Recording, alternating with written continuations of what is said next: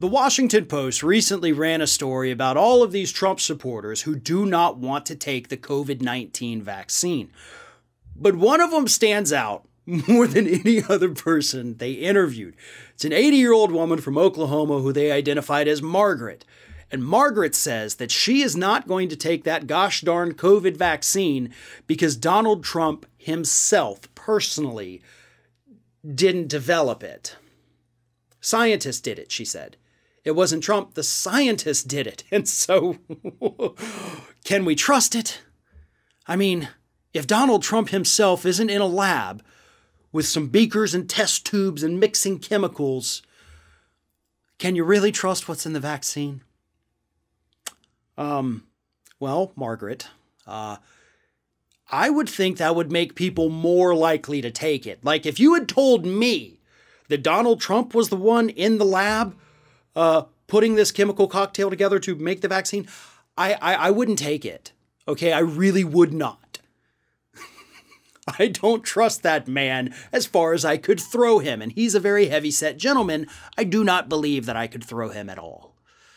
So this is a bit ridiculous, right? And of course, Margaret's story here is obviously the most extreme case because, hey, not everybody's saying they're not going to take it because Trump didn't develop it, but they still don't want to take it.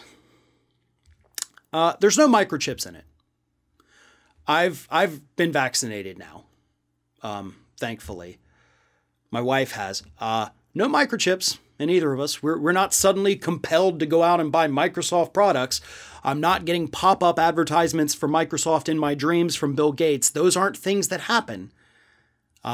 We didn't have any disastrous side effects. We're still here, obviously. It's okay. And we can't, as a country, reach that herd immunity point if we don't get enough people vaccinated, because the other way to reach the herd immunity is for people to actually contract the disease that has now killed more than 525,000 Americans. Sometimes you gotta just trust the scientists, not just on the issue of vaccines. Climate change is another one of those areas too. We should probably listen to the people who actually do this for a living. We have to reach these people, okay? I know it's fun to sit here and laugh at people like Margaret, and I do kind of feel bad for her, right? She's 80 years old.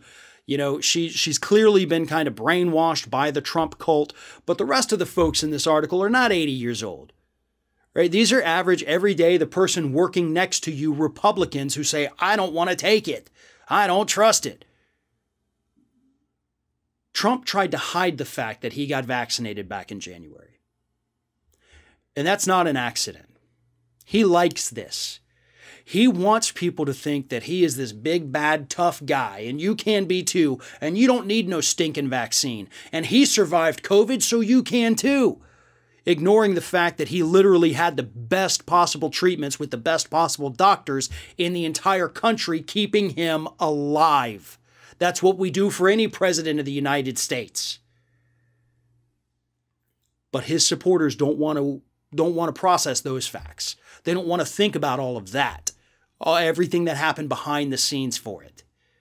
So maybe if it makes them feel any better, most of these vaccines were developed and approved while Trump was still president. Maybe that's a selling point.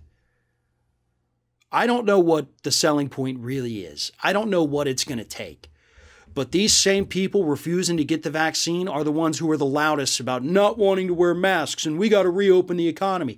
Cool. You want those things to happen? Get the dang vaccine so we can all start moving ahead. Because if not, all you're doing is slowing it down. That's going to continue to hurt the economy. It's going to continue to hurt jobs.